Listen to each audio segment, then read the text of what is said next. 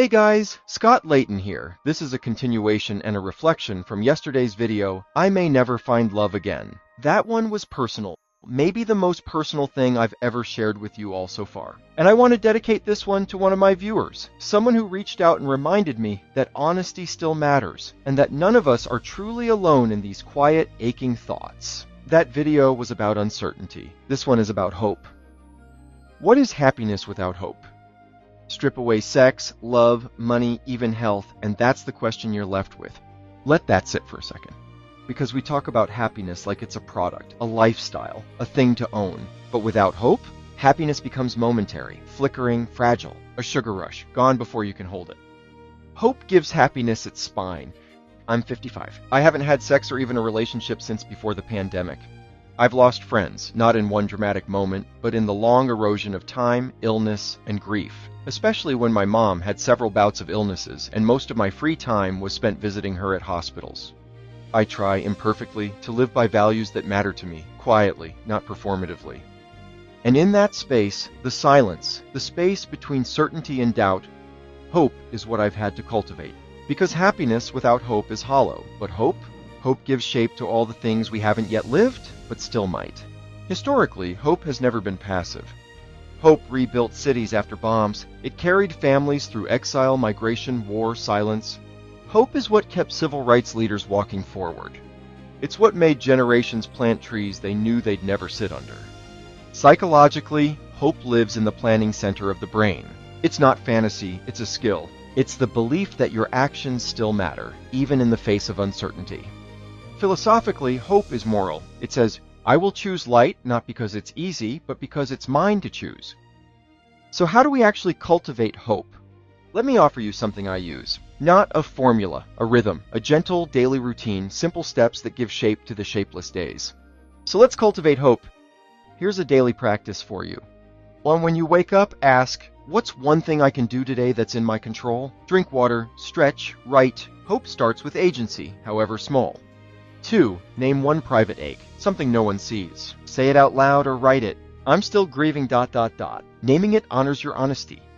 3. Choose a future anchor. It can be a walk, a book, a call, a meal. Say, I'm moving toward ... This gives your brain direction. It's a map, even if the road is blurry. 4. Give something away. A smile, a kind comment, a thought. Hope expands when shared. 5. At night, ask, what moment today felt real? Not happy, not successful, just real. That's where hope lives in truth. And then, think, what's one thing that you want out of life? And create a plan. Even if it's just a quick notion of how to achieve it. And create a mental picture in your mind of it. Make it real in your imagination. In tomorrow's video, I want to explore the power of imagination and how it's quietly being stifled by commercialism and conformity.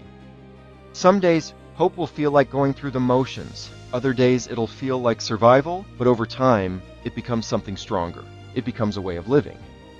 Hope is not naive. It's not delusional. It's a commitment to keep moving forward, even without a guarantee of arrival.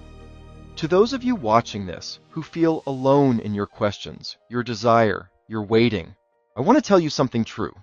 You are not late, you are not failing, and you are not done. If you're still asking questions, still wondering what might be next, still searching for meaning in ordinary days, then hope is alive in you. What is happiness without hope?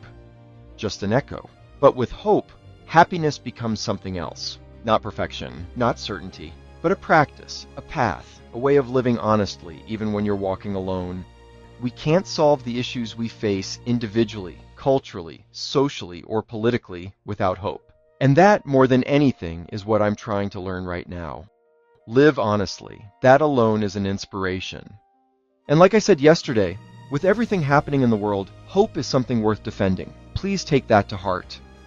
It's easy to give up on ourselves, on systems, on life itself when hope is gone, but hope is what keeps us going. And if someone tries to take that from you without reason, without compassion, don't be afraid to let go of their voice. Misery loves company, but hope builds new rooms with better light. Don't fall into the trap of cynicism disguised as wisdom. Stay soft, stay curious. Keep walking, stay open, stay human. After all, that's the most we can achieve in life, but let's be the best version of ourselves on the journey. I'll see you tomorrow.